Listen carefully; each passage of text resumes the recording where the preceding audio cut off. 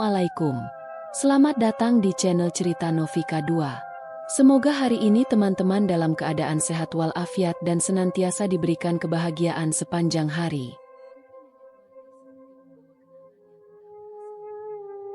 Pak Raka menapakkan kaki dengan langkah perlahan di tanah yang mulai lembab. Sepatu bot karetnya yang sudah menua menyisakan bekas jejak di jalan setapak yang membelah perbukitan. Usianya sudah lewat 60. Namun tubuhnya masih tampak kuat, berkulit legam karena terbakar matahari dan tangan yang kasar karena kerja keras bertahun-tahun. Ia adalah petani tua yang tinggal di sebuah desa kecil bernama Karangjati, desa yang tersembunyi di balik perbukitan dan pepohonan lebat. Hari itu, Pak Raka pulang lebih larut dari biasanya. Matahari sudah mulai tergelincir ke ufuk barat ketika ia selesai membereskan kebun singkongnya. Ada gulma yang harus dibersihkan, dan beberapa batang singkong yang harus dipindahkan. Ia sempat ragu untuk menyelesaikannya sore itu, namun pikiran tentang musim hujan yang mulai mendekat membuatnya tetap bekerja sampai langit berubah jingga. Cuma sebentar lagi, gumamnya sambil merapikan cangkul ke dalam karung tua. Pak Raka mulai menyusuri jalan setapak pulang, melewati barisan pohon bambu dan semak belukar yang mengeluarkan suara gesekan pelan tertiup angin. Namun, sesuatu terasa berbeda malam itu. Langit tampak lebih gelap dari biasanya, seolah senja datang lebih cepat. Kabut tipis mulai merayap dari celah-celah tanah, menyelimuti rerumputan di tepi jalan. Ia mengernyitkan dahi. Cepat benar kabut turun, biasanya masih terang begini, pikirnya. Langkahnya makin cepat, menembus kabut yang makin menebal.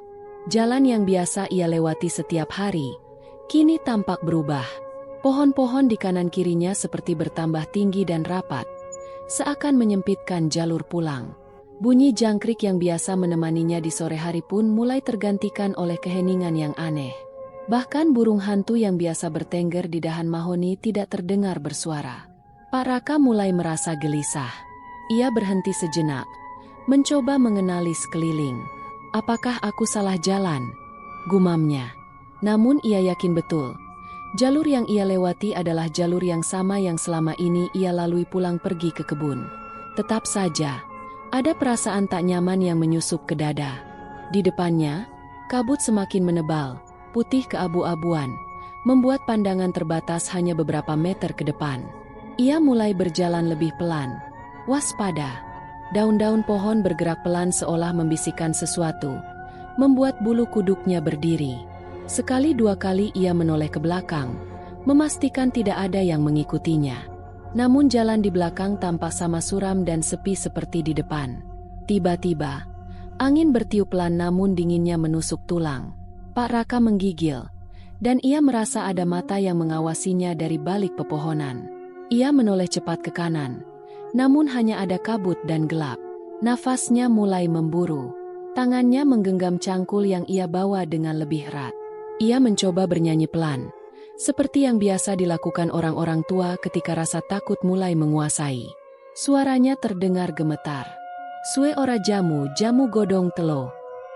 Namun lagu itu tidak membantu mengusir kegelisahannya. Jalan di depannya kini tampak berbeda. Batu besar yang biasa menjadi penanda tikungan ke arah sungai kecil tidak terlihat. Sebagai gantinya, ada persimpangan bercabang 3. Sesuatu yang belum pernah ia lihat sebelumnya di jalur ini. Pak Raka terdiam.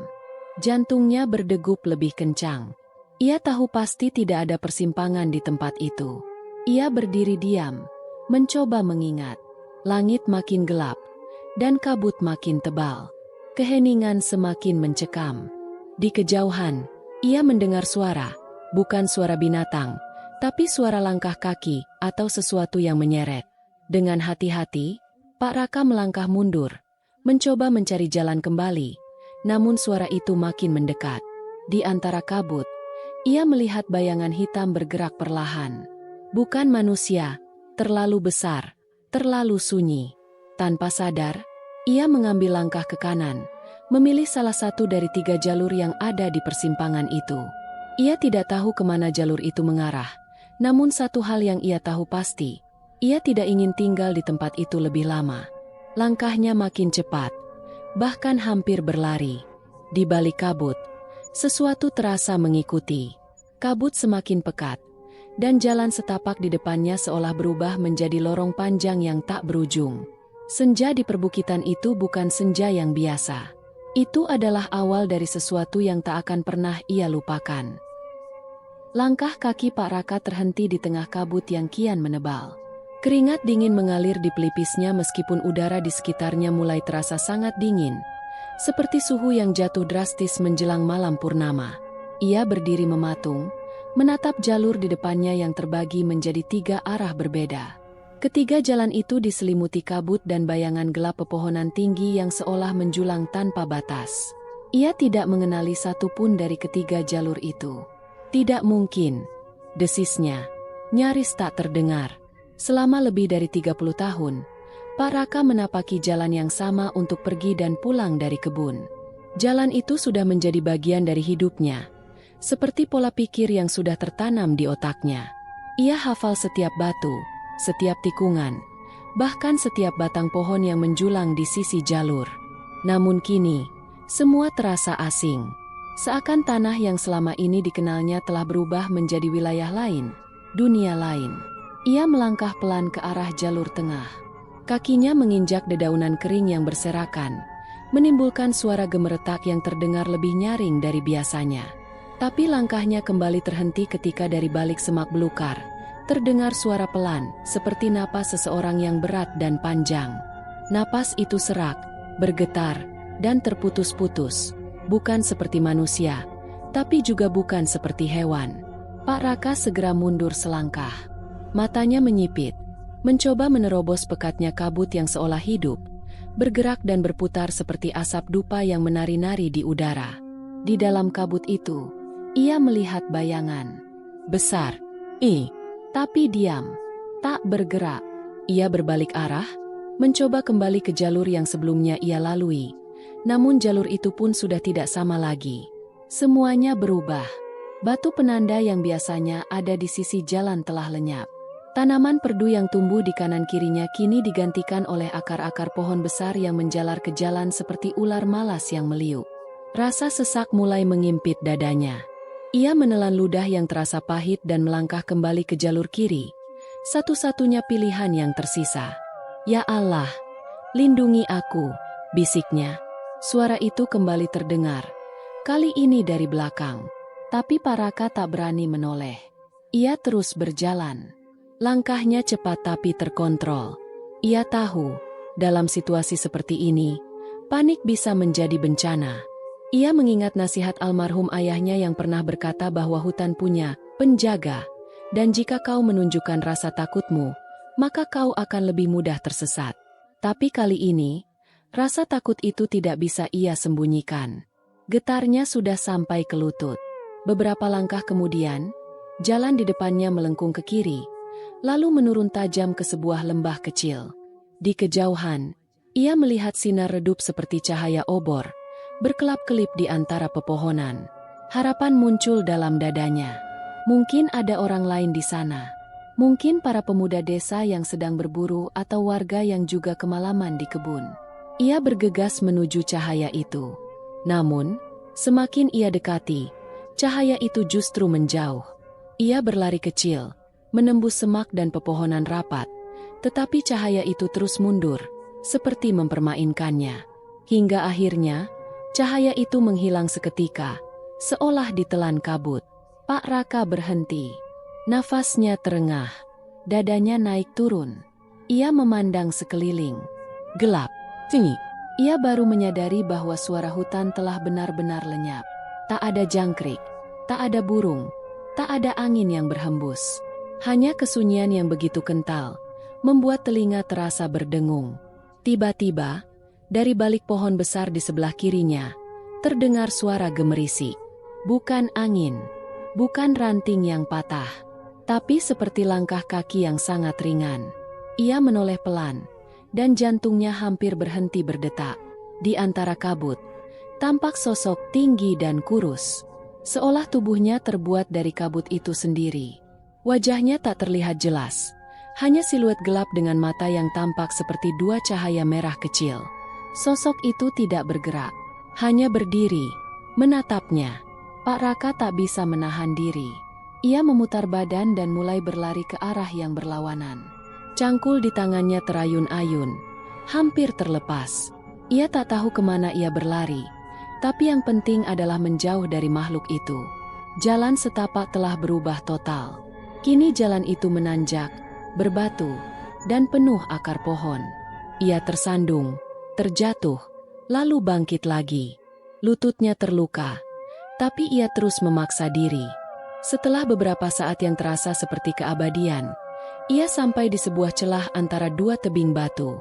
Jalannya sempit dan gelap, tak ada pilihan lain, dan tanpa pikir panjang ia masuk ke dalam celah itu. Udara di sana lembab, dingin, dan mengandung bau tanah basah bercampur jamur. Lorong batu itu sempit, memaksanya berjalan membungkuk. Setiap langkah terasa seperti memasuki dunia yang lebih dalam dan asing. Tapi setidaknya, suara langkah tadi sudah tidak terdengar lagi. Ia berhenti sejenak, bersandar pada dinding batu yang dingin. Napasnya berat, tangannya gemetar. Ini bukan hutan Karangjati lagi, bisiknya lirih, nyaris tidak percaya. Ia merogoh saku celananya, mencari korek api. Ia selalu membawa korek kayu untuk menyalakan api di kebun. Dengan tangan gemetar, ia menyalakan satu batang korek dan mengangkatnya tinggi. Nyala kecil itu menampakkan dinding batu di sekitarnya, penuh lumut dan goresan-goresan aneh yang tampak seperti tulisan kuno. Ia meraba goresan itu dengan jari. Goresan yang dalam, seolah dibuat dengan alat tajam atau cakar. Korek api padam. Dalam kegelapan, Pak Raka merasa lorong itu bergetar pelan, seperti sesuatu yang besar sedang bergerak di bawah tanah. Ia segera berjalan lagi, menyusuri lorong dengan penuh kehati-hatian. Akhir lorong tampak samar-samar, bercahaya biru kehijauan seperti pantulan cahaya dari air. Ketika ia keluar dari lorong itu, ia tidak bisa percaya dengan apa yang dilihatnya. Ia berada di sebuah padang kecil, dikelilingi pohon-pohon tinggi berdaun gelap. Di tengah padang itu, berdiri sebuah bangunan kecil seperti candi tua, tertutup lumut dan akar pohon. Di depan candi itu, berdiri patung makhluk bersayap dengan kepala hewan dan tubuh manusia. Mulut patung itu terbuka, seperti sedang berteriak. Pak Raka mendekat pelan. Ia tidak tahu kenapa, tapi kakinya seperti digerakkan oleh kehendak lain. Pandangannya terfokus pada sesuatu di kaki patung itu, sebuah batu nisan tua, dengan nama yang hampir terhapus, Raka Adimulyo. Ia terdiam. Jantungnya berhenti berdetak sejenak. Itu namanya. Tapi ia tidak pernah tahu ada nisan atas namanya sendiri. Apalagi di tempat aneh seperti ini. Tiba-tiba, suara-suara kembali terdengar. Kali ini lebih dekat. Suara bisikan, tawa kecil, dan langkah kaki banyak orang. Tapi tak ada seorang pun di padang itu selain dirinya sendiri. "Selamat datang, Raka," bisik suara itu, menggema dari segala arah. Ia menoleh ke belakang. Lorong yang tadi ia lewati sudah tidak ada. Hanya dinding batu yang tertutup lumut. Ia kini benar-benar terjebak. Pak Raka duduk memeluk lutut di tengah padang yang sunyi, masih terengah dan bingung setelah membaca nama sendiri di batu nisan tua itu. Dunia yang tadinya hanya hutan perbukitan Karangjati telah berubah menjadi tempat yang tak pernah ia bayangkan ada. Kabut tebal menggantung rendah di antara pepohonan tinggi yang melingkupi padang rumput itu, menciptakan kesan bahwa langit dan tanah menyatu dalam ruang sunyi yang membekukan waktu. Dalam keheningan itu, telinganya menangkap suara pelan, seperti langkah yang berat dan lambat. Tanah bergemuruh tipis, dedaunan bergetar. Awalnya ia pikir itu getaran dari perasaannya sendiri yang kalut, tapi ketika ia menoleh, samar-samar di antara kabut, tampak sosok tinggi dan hitam berdiri jauh di sisi padang, tepat di ujung pepohonan. Sosok itu tidak bergerak. Ia berdiri tegak, lebih tinggi dari manusia biasa, dan tubuhnya tampak seperti kabut yang memadat. Pak Raka memicingkan mata, berharap itu hanyalah bayangan pepohonan, permainan cahaya, atau imajinasinya sendiri. Namun, saat ia berdiri perlahan untuk mencoba melihat lebih jelas, sosok itu menghilang dalam sekejap, seolah lenyap di telan udara. Pak Raka memutar badannya, menatap ke sisi lain. Tidak ada apa-apa. Tapi perasaan bahwa dirinya sedang diawasi tidak kunjung hilang. Ia mengambil langkah perlahan ke belakang. Namun langkah itu justru membangkitkan ketegangan baru. Di belakangnya, dari balik semak, muncul kembali bayangan hitam yang tadi, tapi kini lebih dekat. Ia tidak berpikir lagi. Rasa takut mengambil alih. Ia berlari. Padang rumput itu ternyata lebih luas dari perkiraannya.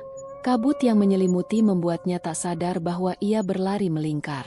Bayangan itu tidak mengejar dengan kecepatan tinggi, namun setiap kali ia menoleh, sosok itu selalu ada, diam, berdiri jauh tapi selalu terlihat, seolah menyatu dengan kabut, menyamar dalam keremangan. Pak Raka menubruk semak dan akar pohon. Dadanya sesak. Tanah di bawahnya mulai menurun, menuju jalur berbatu. Ia mencoba menyeimbangkan diri, tapi terlalu cepat. Kakinya tersandung batu besar yang menjulang dari tanah, dan tubuhnya terhempas ke tanah kasar. Cangkul yang sedari tadi ia genggam terlempar beberapa meter dari tangannya. Ia mengerang. Lututnya berdarah. Tangan kirinya lecet. Nafasnya semakin berat. Namun saat ia mencoba bangkit, suara langkah itu kembali terdengar, dekat. Kali ini suara itu tidak datang dari satu arah saja, melainkan dari beberapa sisi sekaligus. Seperti dikepung, Pak Raka menoleh cepat ke kanan, lalu kiri. Kabut tebal kini berputar, seolah bergerak oleh kekuatan tak terlihat. Dan dari dalamnya, suara-suara mulai terdengar. Namun bukan suara mengancam, melainkan bisikan lembut. Seperti seseorang berbicara langsung ke dalam hatinya. Tenanglah, kau tidak sendiri. Ia membeku. Suara itu begitu jernih, tidak seperti suara manusia yang terdengar dari luar, tapi seolah datang dari dalam kepalanya. Tapi berbeda dari bisikan seram yang ia dengar sebelumnya, suara ini justru menenangkan, membuat jantungnya melambat dan tubuhnya berhenti gemetar. Pak Raka menatap ke depan. Di tengah kabut, tampak cahaya lembut, berwarna biru kehijauan, muncul perlahan seperti nyala kunang-kunang raksasa. Dari cahaya itu, muncul siluet seseorang. Seorang laki-laki, berpakaian serba putih, tubuhnya bersih, dan langkahnya tenang. Wajahnya tidak jelas, seperti tersamar oleh sinar di sekitarnya. Namun tidak ada kesan menakutkan darinya. Ia berdiri diam, memandang Pak Raka. "Apa? Siapa kau?" tanya Pak Raka. Suaranya nyaris serak. Sosok itu tidak menjawab. Ia hanya mengangkat tangan perlahan, mengisyaratkan agar Pak Raka tenang. Lalu, dengan gerakan lembut, ia menunjuk ke satu arah, ke balik kabut di sisi barat padang itu. Tanpa sadar, ketakutan Pak Raka mulai mereda. Meski masih bingung dan cemas, ia merasakan semacam kedamaian dari kehadiran sosok itu. Entah kenapa, ia percaya bahwa sosok putih itu tidak berniat menyakitinya. Ia perlahan berdiri, tertatih, dan mengikuti arah yang ditunjukkan. Ketika ia melangkah ke dalam kabut, langkah sosok putih itu menyertainya dari belakang. Tidak ada suara, tidak ada bisikan lagi. Hanya langkah mereka berdua menyusuri jalur sempit yang dipenuhi akar pohon dan daun basah. Suasana berubah. Kabut perlahan menipis. Udara mulai terasa hangat. Dan dari kejauhan, Pak Raka mendengar suara gemercik air, seperti sungai kecil atau mata air. Setelah berjalan beberapa saat, mereka tiba di sebuah area terbuka yang dikelilingi pohon beringin raksasa. Di tengah-tengahnya terdapat kolam kecil dengan air jernih. Di tepi kolam itu, ada batu besar yang menghadap ke arah barat, dan di atas batu tersebut, terdapat ukiran tua berbentuk matahari dan bulan berdampingan. Pak Raka tertegun. Ia belum pernah melihat tempat seperti ini di hutan Karangjati. Sosok putih itu melangkah ke arah batu, lalu duduk di atasnya. Ia menunduk sejenak, lalu menatap Pak Raka, masih dalam diam. Namun kali ini, tanpa suara pun, Pak Raka mengerti. Tempat ini bukanlah bagian dari dunia yang biasa. Ini adalah perbatasan antara dunia nyata dan dunia yang tersembunyi. Dunia yang hanya muncul kepada mereka yang tersesat atau yang dicari. Pak Raka ingin bertanya lebih banyak. Siapa dia? Mengapa ia membantunya? Dan siapa bayangan hitam yang mengejarnya? Namun sebelum ia sempat membuka mulut, Suara dari kejauhan kembali terdengar. Kali ini bukan langkah kaki atau bisikan, melainkan suara tangisan. Seorang anak kecil. Tangisan itu memilukan. Lirih, tapi jelas. Pak Raka dan sosok putih itu sama-sama menoleh ke arah suara. Sosok putih itu berdiri, menatap ke arah utara dengan ekspresi berubah, tegang, seperti waspada. Ia menoleh ke Pak Raka dan mengisyaratkan agar tetap tinggal. Namun Pak Raka, didorong rasa penasaran dan naluri seorang bapak, tetap melangkah ke arah suara itu. Ia berjalan menembus kabut lagi, mengikuti suara tangis yang kini terdengar lebih dekat. Tangisan itu mengarahkannya ke jalan kecil yang dipenuhi bunga liar dan pohon-pohon kerdil. Namun tak ada anak kecil di sana. Yang ada hanyalah boneka kayu tua yang duduk di atas batu. Boneka itu lusuh, matanya hilang satu, dan bajunya robek seperti telah lama terabaikan. Ketika Pak Raka menyentuh boneka itu, udara di sekitarnya tiba-tiba menjadi berat. Angin berhembus kencang dari segala arah. Kabut berkumpul cepat, dan bayangan hitam kembali muncul, lebih dekat, lebih nyata, dan kini bergerak. Sosok itu tidak lagi diam di kejauhan. Ia melangkah ke depan, menembus pohon-pohon. Tubuhnya kini tampak lebih jelas, tinggi, dengan wajah tertutup tudung kain gelap, dan tangan panjang yang menyeret rantai karat. Pak Raka mundur, gemetar. Namun sebelum makhluk itu semakin dekat, cahaya putih kembali muncul. Sosok penolong itu datang dengan cahaya lebih terang, berdiri di antara Pak Raka dan bayangan gelap itu. Tangan kanannya terangkat tinggi, dan dari telapak tangannya memancar cahaya yang membuat bayangan itu menjerit pelan lalu mundur ke balik kabut. Tangisan anak kecil pun berhenti seketika. Sosok putih itu menoleh ke Pak Raka dan menggeleng pelan. Ia menunduk seolah berkata, "Jangan ikuti suara yang bukan milik manusia." Kemudian, ia melambaikan tangan ke arah jalan baru yang tiba-tiba terbuka di sisi padang. Jalur kecil yang diterangi cahaya biru pucat. Pak Raka masih terdiam, tapi kali ini ia tahu apa yang harus dilakukan. Ia mengikuti jalan itu, dengan sosok putih berada di belakangnya. Ia tidak tahu kemana jalan itu akan membawanya. Tapi ia tahu satu hal, ia telah masuk ke dalam dunia yang tidak seharusnya dijelajahi manusia. Dan entah mengapa, dunia itu belum mau melepaskannya. Namun kini, setidaknya, ia tidak sendiri. Di balik bayangan dan kabut yang menyesatkan, masih ada satu cahaya yang menuntunnya pulang. Dan malam itu, ketika bulan akhirnya menampakkan diri di sela kabut, Pak Raka tahu, perjalanan baru saja dimulai. Pak Raka menyusuri jalan yang diterangi cahaya kebiruan, masih limbung setelah pengalaman barusan. Setiap langkah terasa berat, bukan karena lelah fisik semata, tetapi karena pikirannya dipenuhi tanya yang tak kunjung mendapat jawaban. Siapa sosok putih itu?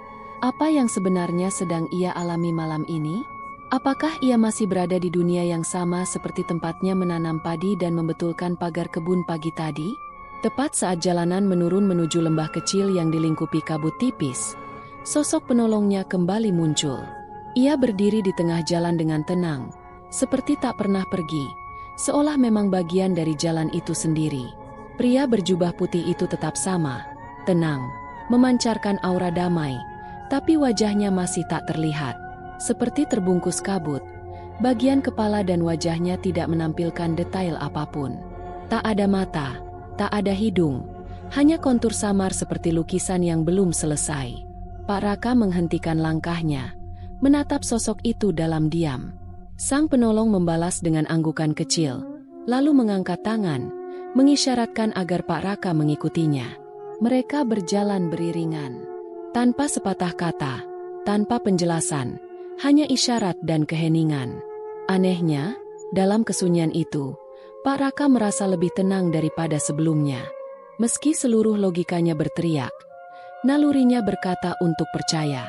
Ada sesuatu tentang sosok ini, ketenangannya, kesederhanaan geraknya, yang membuat rasa takut perlahan sirna. Langkah mereka membawa ke tempat yang tak pernah dilihat Pak Raka sebelumnya. Sebuah jembatan dari akar pohon raksasa melintang di atas lembah sempit. Akar-akar itu menyatu membentuk lengkungan alami, basah oleh embun, dan menggantung seperti sulur dari pohon-pohon tua di sekitarnya. Di bawah jembatan, kabut bergulung pelan, menutupi dasar lembah seperti lautan susu. Sosok putih melangkah lebih dulu. Ia berjalan di atas jembatan akar itu tanpa ragu. Langkahnya ringan, nyaris tanpa suara. Pak Raka menelan ludah. Ia menjejakkan kaki perlahan di atas akar besar, mencoba menjaga keseimbangan. Permukaannya licin, dan akar itu bergerak pelan seperti bernafas. Namun ia terus maju, mengikuti sosok di depannya. Di seberang jembatan, jalan berubah drastis. Tidak lagi tanah atau padang, melainkan lorong sempit yang dikelilingi dinding batu berlumut. Dinding-dinding itu lembab, bau tanah dan akar basah menyengat hidung. Di bagian atas, akar pohon menjuntai seperti rambut kusut, dan sesekali, cahaya dari serangga bercahaya menyala di celah-celah. Pak Raka menoleh ke belakang. Jalan yang barusan ia lewati telah hilang, tertelan kabut. Mereka berjalan dalam lorong itu cukup lama. Tidak ada suara kecuali langkah kaki sendiri. Setiap sudut dinding tampak hidup, ditumbuhi lumut hijau tua yang berkedip samar seperti bernafas. Kadang terdengar bunyi tetesan air, atau gerakan kecil seperti binatang kecil berlari. Di satu titik, lorong bercabang menjadi 3. Tanpa ragu, sosok putih memilih cabang kanan. Pak Raka mengikutinya, berusaha menyerap semua detail di sekitarnya. Setelah beberapa menit berjalan, lorong itu terbuka ke dalam ruangan kecil yang dikelilingi akar-akar menggantung dari atas. Di tengah ruangan, ada genangan air tenang yang memantulkan cahaya lembut dari serangga bercahaya. Sosok penolong berhenti di sana. Ia duduk di tepi genangan itu, lalu menatap ke arah Pak Raka seolah mengundangnya duduk. Pak Raka duduk perlahan, dan untuk pertama kalinya, keberadaannya di tempat ini terasa nyaman. Tidak seperti sebelumnya yang penuh ancaman, ruangan ini membawa rasa tentram, seperti berada di tengah pelukan bumi. Apa tempat ini? Gumamnya, lebih kepada dirinya sendiri daripada berharap jawaban. Sosok putih itu masih diam. Ia mencelupkan jari ke air, dan dari permukaannya muncul riak kecil. Riak itu menyebar, lalu membentuk bayangan samar, sebuah ladang, sebatang pohon jati besar, dan seorang anak laki-laki yang berlari sambil tertawa. Pak Raka menatap dalam. Gambar itu bukan asing baginya. Itu dirinya.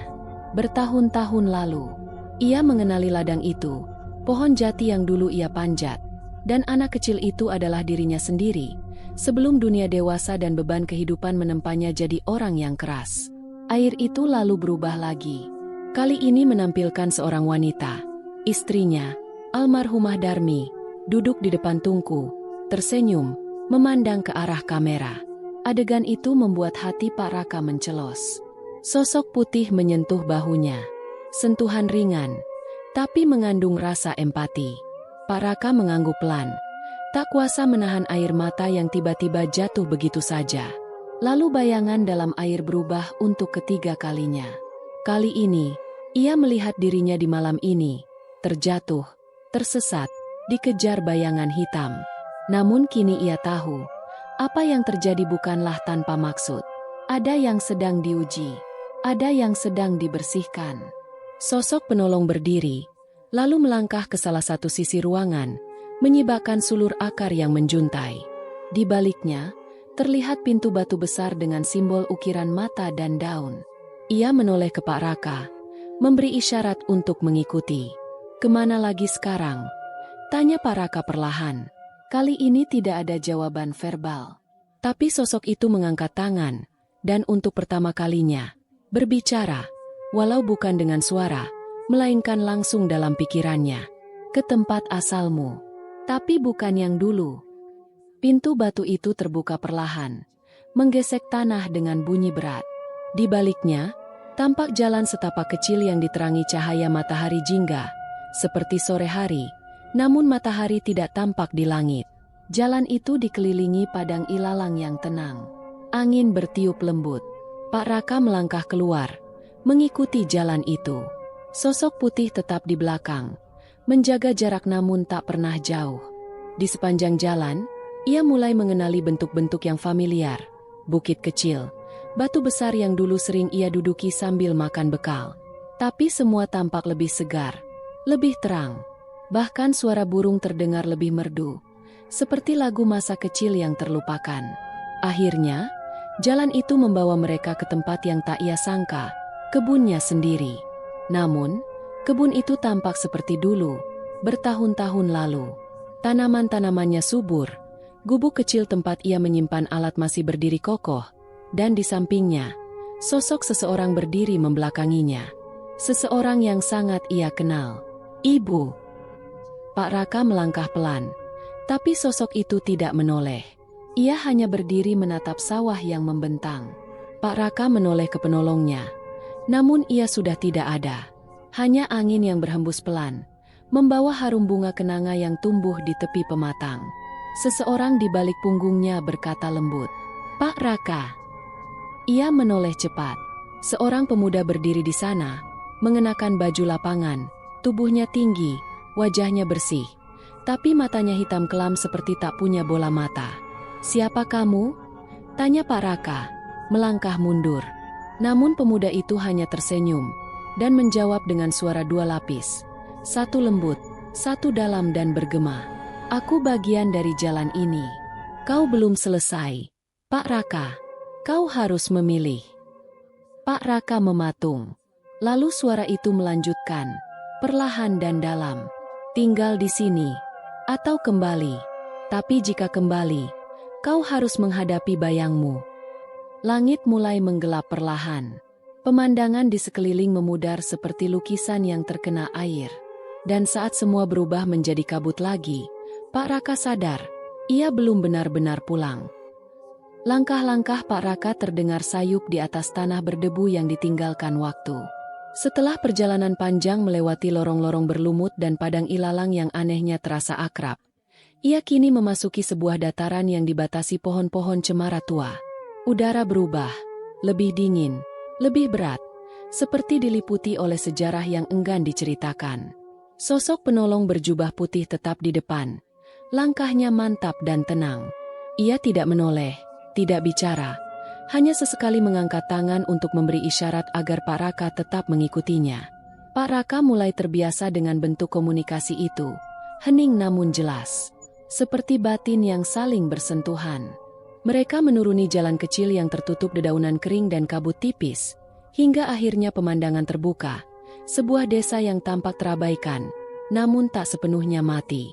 Rumah-rumah kayu tua berdiri berjajar, sebagian miring, sebagian tertutup tanaman rambat. Cat pada dindingnya telah mengelupas. Atap-atapnya menjuntai seolah menunduk pasrah kepada waktu. Tidak ada tanda kehidupan, tak terdengar suara ayam, tak ada asap dapur, dan jendela-jendela terbuka memperlihatkan ruang kosong yang gelap. Namun meski sunyi, desa itu terasa mengawasi. Pak Raka menelan ludah. Setiap langkah terasa seperti membangunkan sesuatu yang sudah lama tidur. Ia berhenti di gerbang desa, dua tonggak kayu tinggi dengan ukiran kuno yang sudah aus.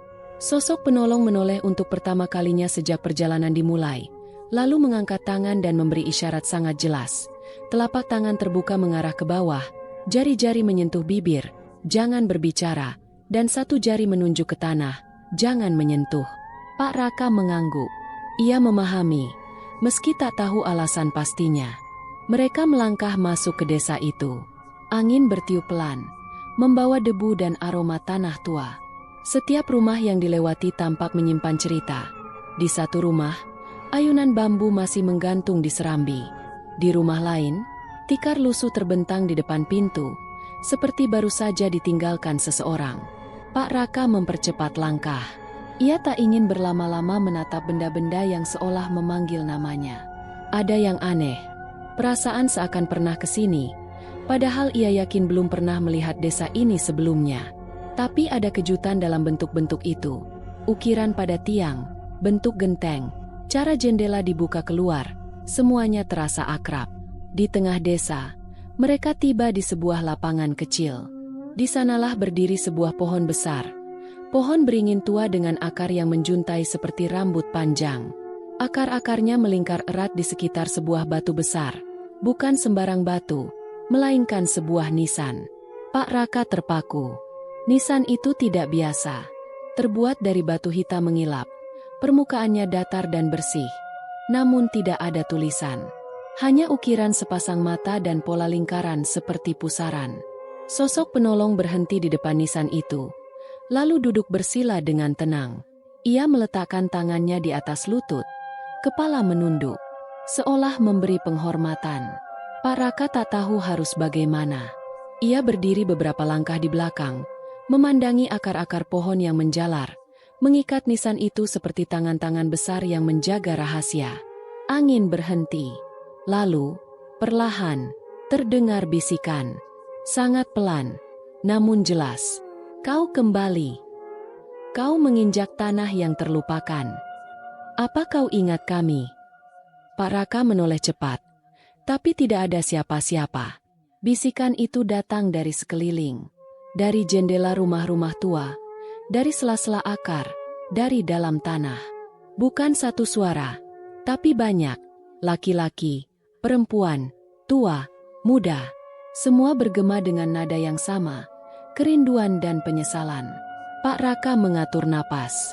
Ia melangkah mendekat ke pohon besar. Walau tidak menyentuh apapun. Ia ingin melihat lebih jelas nisan itu. Saat ia menunduk, sesuatu dalam dirinya bergerak. Ingatan yang selama ini terkunci perlahan terbuka. Ia mengenali pohon itu. Dulu, saat kecil, ia pernah datang ke tempat seperti ini, bersama ayahnya, saat mencari kayu di hutan. Ia ingat tersesat, lalu menemukan pohon besar. Ayahnya saat itu panik, lalu buru-buru menariknya pergi, melarang keras untuk kembali. Tapi sekarang, ia tahu, ini bukan hanya pohon, ini adalah penanda. Tempat yang menahan sesuatu. Sosok penolong berdiri, ia mengangkat tangannya ke arah nisan, dan angin kembali bertiup. Akar-akar pohon bergerak perlahan, membuka lingkaran yang selama ini menutupi bagian dasar nisan. Dari bawahnya, muncul simbol-simbol yang memendar cahaya lembut. Cahaya itu membentuk pola seperti sungai, mengalir ke segala arah, menyusup ke tanah desa. Kemudian tanah bergetar. Tidak keras, tapi cukup membuat debu-debu terangkat. Dan dari celah rumah, dari balik pepohonan, muncul bayangan-bayangan samar. Sosok-sosok manusia yang tidak utuh, seperti kabut yang membentuk rupa. Mereka berdiri diam, mengelilingi lapangan desa, menatap Pak Raka. Salah satunya maju. Seorang wanita tua dengan kain kebaya lusuh.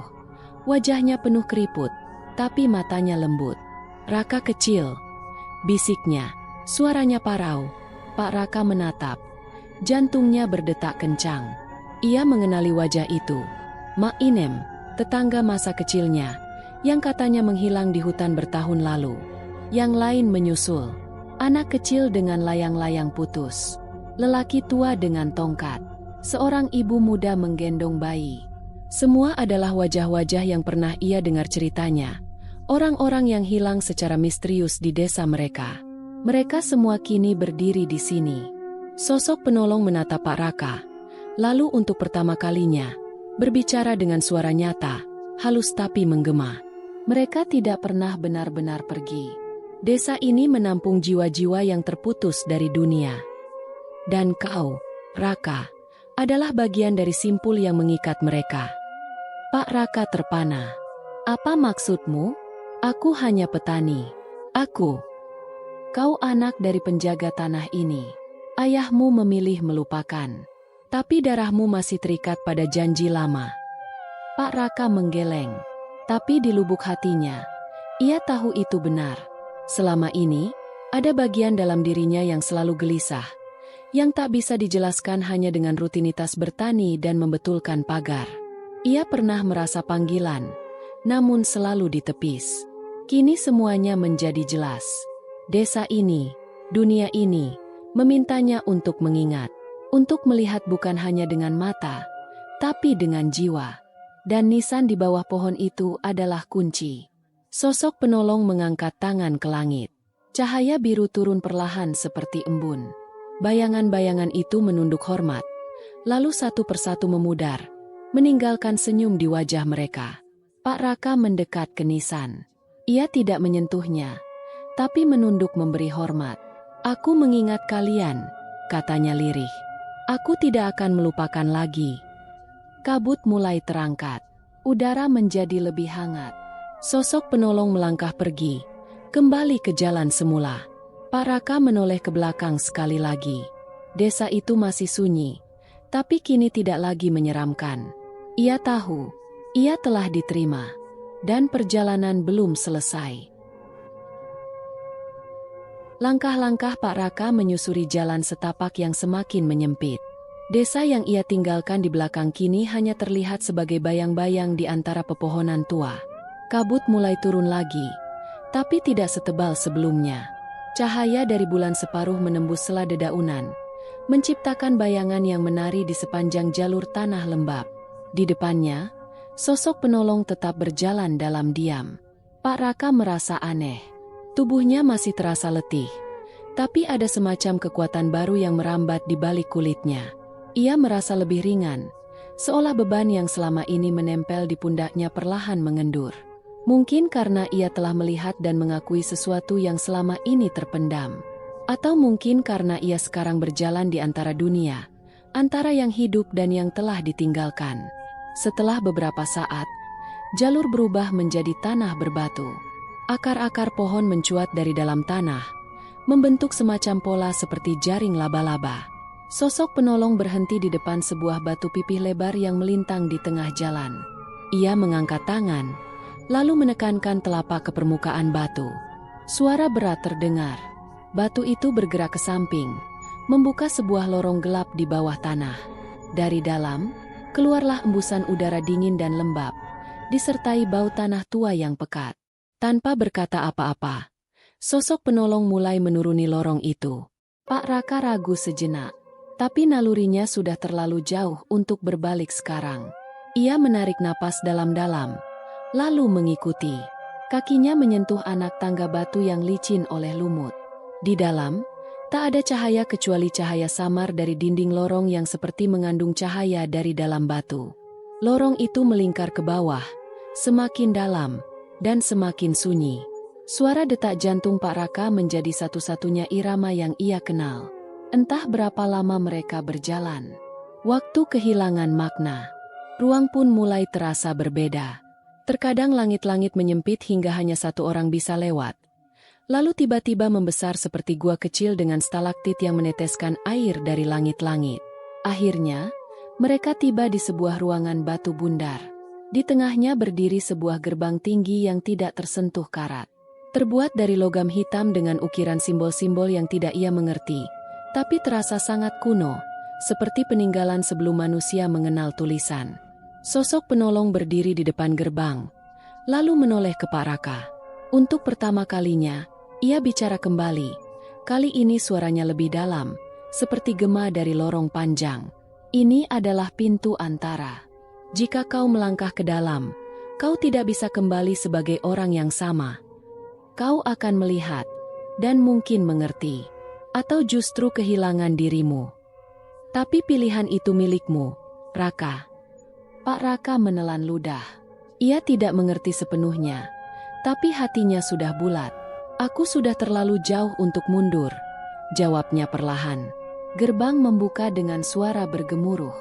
Di baliknya, bukan gelap, tapi bukan terang juga. Dunia di balik gerbang seperti lukisan air yang terus bergoyang.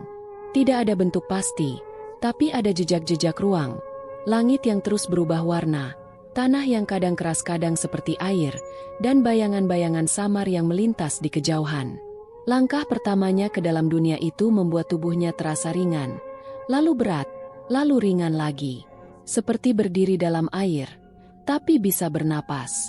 Sosok penolong tetap di belakang, tidak ikut masuk. Pak Raka melangkah sendirian ke dunia aneh itu. Setiap langkah membawanya ke kenangan yang melintas dengan cara yang tak biasa. Ia melihat rumah masa kecilnya, tapi mengambang di udara. Ia melihat ibunya menyuapi makan, namun wajahnya terus berubah menjadi wajah-wajah lain. Ibu dari orang lain, ibu dari mereka yang hilang. Ia melihat dirinya sendiri, kecil, remaja, dewasa, semuanya berjalan berdampingan dengannya. lalu berpisah satu persatu. Di kejauhan, ia melihat sesuatu berdiri di tengah danau hitam. Sebuah pohon, persis seperti yang ada di tengah desa yang ia datangi tadi, tapi versi ini lebih besar. Cabangnya menembus langit, dan akar-akarnya membentuk jembatan menuju tengah danau. Pak Raka mengerti. Ia harus ke sana. Ia meniti jembatan akar itu. Setiap langkah di atas akar terasa seperti berjalan di atas urat nadi makhluk hidup. Di tengah danau, di bawah pohon itu, ia melihat sesuatu. Dirinya sendiri, tapi tua, lebih tua dari sekarang. Wajahnya penuh luka dan matanya kosong. Sosok itu menatapnya. "Raka, kau datang terlalu cepat," katanya. Pak Raka bingung. "Apa maksudmu?" Sosok tua itu tersenyum pahit. "Tempat ini bukan hanya milik mereka yang telah pergi. Ini tempat bagi mereka yang menolak pergi. Dan sebagian dari dirimu sudah memilih tinggal." Pak Raka terdiam. Ia mulai paham. Selama ini, dirinya terbagi antara keinginan untuk hidup tenang sebagai petani dan kerinduan aneh untuk memahami yang tak terlihat. Dunia ini adalah cerminan dari konflik itu. Dan kini, ia berada di tengah-tengah. "Apa yang harus kulakukan?" tanyanya lirih. Sosok tua itu menunjuk pohon. "Berikan dirimu, atau ambil kembali semuanya." Pak Raka mendekat ke pohon. Ia meletakkan tangannya di batang pohon itu. Hangat, seperti kulit manusia. Lalu tiba-tiba ingatan mengalir masuk ke tubuhnya. Ingatan bukan hanya miliknya, tapi milik semua orang yang pernah menyentuh pohon itu. Rasa takut mereka, doa mereka, pengkhianatan dan pengorbanan mereka. Ia melihat ayahnya, berdiri di tempat ini, puluhan tahun lalu, menolak untuk menyerahkan dirinya, dan memilih memutus ikatan. Itulah mengapa ayahnya hidup seperti bayangan, selalu cemas, selalu menunggu sesuatu yang tak kembali. Pak Raka menarik napas. Ia tahu pilihannya. Ia tidak akan melarikan diri seperti ayahnya. Dengan tenang, ia memeluk batang pohon itu. Bukan menyerah, tapi menyatu. Cahaya meledak dari tengah pohon, menyebar ke seluruh danau, lalu menghapus segala bentuk, warna, dan suara. Pak Raka terbangun di tanah, di sisi sebuah jalan setapak yang basah oleh embun pagi. Burung-burung berkicau, matahari mulai terbit. Di kejauhan, ia melihat desa tempat tinggalnya. Atap rumahnya terlihat samar di balik pepohonan. Ia bangkit perlahan. Kakinya lemas, tapi hatinya tenang. Ia menoleh ke belakang. Tak ada lorong, tak ada sosok berjubah putih. Hanya jalan biasa, seperti yang ia lalui setiap hari. Namun ia tahu, ia tidak sama lagi. Dalam dirinya, ada sesuatu yang terbuka. Suatu pemahaman yang tak bisa dijelaskan dengan kata. Dan di kejauhan, di antara bayangan pohon, ia melihat sesosok pria berjubah putih berdiri, mengangguk perlahan, lalu menghilang. Pak Raka tersenyum. Ia kembali, tapi kini, ia membawa dunia lain dalam dirinya. Fajar menyingsing dengan perlahan, menyinari pucuk-pucuk pohon yang masih dibasahi embun. Jalan setapak yang semalam terasa asing dan mencekam kini tampak seperti jalur biasa. Tanah merah yang lembab, dilintasi akar, dan diteduhi ranting cemara yang menjuntai. Tapi meski tampak sama, bagi Pak Raka, dunia itu telah berubah. Atau mungkin, bukan dunianya yang berubah, melainkan dirinya. Ia berdiri beberapa saat, mencoba merasakan tubuhnya. Lelah masih terasa, tapi ringan. Kepalanya tidak lagi pening. Meski masih dihantui bayangan dari dunia di antara yang hidup dan yang tak kasat mata. Ia tidak yakin berapa lama ia menghilang. Semalam, lebih lama, tapi burung yang sama berkicau, dan sinar matahari yang sama memandikan tanah. Hanya saja, sekarang ia merasa melihat lebih dalam. Warna-warna tampak lebih tajam, suara lebih kaya. Ia bisa mendengar desau angin bercampur dengan bisikan samar yang hanya bisa dimengerti oleh mereka yang pernah menyeberang. Ia berjalan perlahan, melewati batang pohon-pohon besar yang diam seperti penjaga tua. Jalan menuju desanya kini kembali terlihat. Jalur yang biasa ia lalui puluhan tahun. Tapi langkahnya kini terasa baru, seolah ia sedang melangkah ke rumah yang tidak lagi sepenuhnya sama. Sesaat kemudian, dari kejauhan, ia melihat atap rumahnya yang sederhana, mengepulkan asap dari tungku. Aroma kayu terbakar menyeruak di udara pagi. Ia berdiri diam menatapnya, seperti orang asing yang kembali ke tempat yang dulu disebut rumah. Suara ayam berkokok memecah keheningan. Anak-anak kecil terdengar berlari di kejauhan. Suara tawa mereka menyentak Pak Raka dari lamunannya. Ia melangkah lagi, menyusuri jalanan tanah menuju halaman rumah. Begitu mendekat, seekor anjing tua, kumis, peliharaannya, berlari tergopoh-gopoh, menggonggong pelan lalu menjilat kaki Pak Raka dengan penuh rindu. Pak Raka mengelus kepalanya. "Sudah tua kau, kumis, tapi tetap ingat tuanmu, ya?" bisiknya sambil tersenyum. Pintu rumah terbuka. Istrinya, Bu Sari, berdiri di ambang. Wajahnya diliputi kekhawatiran yang belum sempat berubah menjadi lega. Matanya membesar saat melihat Pak Raka berdiri di sana. Baju lusuh, wajah letih, tapi mata yang menyala dengan ketenangan yang tak biasa. "Raka," bisiknya. Ia berjalan cepat dan memeluknya. Pak Raka menghela napas panjang, memeluk istrinya erat. "Maaf, aku pulang terlambat." Setelah beberapa saat, mereka duduk di beranda, ditemani secangkir kopi hangat dan suara pagi yang perlahan hidup kembali. Pak Raka tidak langsung menceritakan segalanya. Ia tahu tak semua bisa dipahami dengan logika. Tapi Bu Sari tahu. Ia bisa melihat dari tatapan suaminya bahwa malam itu bukan malam biasa. Dan suaminya telah kembali sebagai sosok yang sedikit berbeda. "Kau lihat sesuatu lagi, ya?" tanya Bu Sari pelan. Ia tahu kebiasaan Pak Raka yang kadang melihat dan merasakan hal-hal yang tidak dilihat orang lain. Sesuatu yang sudah lama tidak mereka bicarakan sejak Pak Raka memilih hidup tenang. Pak Raka menatap ke kejauhan, ke arah perbukitan di mana kabut masih menggantung pelan. "Lebih dari sekadar melihat," jawabnya. "Aku bertemu masa lalu dan masa depan. Dan mereka yang tertinggal di tengah." Bu Sari terdiam, lalu mengangguk perlahan. Ia tidak butuh penjelasan panjang. Kadang, cukup tahu bahwa seseorang telah kembali dengan selamat. Hari-hari berikutnya berjalan seperti biasa. Pak Raka kembali ke ladang, mencangkul, menyiram, dan memanen hasil kebun. Tapi kini ia lebih sering berhenti sejenak, menatap angin yang melintasi ilalang, atau mengikuti terbang seekor burung hingga hilang di balik langit. Ia juga mulai berbicara lebih banyak dengan tetangga, terutama yang sudah tua. Ia mendengar kisah-kisah mereka, dan sesekali membalas dengan cerita-cerita yang samar namun mengandung pesan. Di malam hari, ia duduk di beranda, menatap langit. Suatu malam, seorang pemuda desa, Roni, anak tetangga, datang kepadanya. Wajahnya gelisah. Ia bilang, adiknya yang masih kecil sering bicara sendiri di kamar, dan menyebut ada orang putih yang mengajaknya main. Orang tuanya mulai khawatir.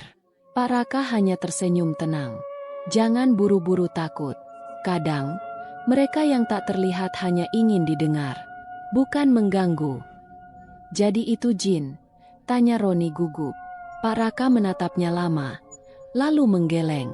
"Jangan sebut mereka begitu. Nama itu terlalu sempit untuk makhluk yang lebih tua dari ingatan kita." Ia tidak bilang lebih banyak. Tapi malam itu, ia berjalan sendiri ke rumah Roni. Ia berdiri di halaman belakang, memejamkan mata, dan berbisik. Seperti yang diajarkan oleh suara-suara dalam kabut. Ia tidak memanggil, hanya mengirimkan niat. Malam itu sunyi, tapi di antara desau angin, ada bisikan pelan yang menjawab, dan pergi. Besoknya, adik Roni tak lagi bicara sendiri. Desa pun kembali tenang. Waktu berlalu. Suatu malam, Pak Raka kembali berjalan ke bukit, ditemani rembulan penuh. Ia berdiri di tempat di mana ia dulu pertama kali merasa tersesat, menatap jalan yang kini tak lagi berubah bentuk. Di balik bayang pepohonan, ia melihat sosok berjubah putih berdiri sejenak. Tak berkata, tak bergerak, hanya menunduk, lalu menghilang seperti embun pagi. Pak Raka tersenyum. Ia tahu, jalur itu masih ada. Dunia itu tidak tertutup. Tapi sekarang, ia sudah tahu bagaimana cara berjalan di antaranya, tanpa tersesat. Dan selama ia mengingat, selama ia tidak mengingkari, ia akan selalu tahu jalan pulang.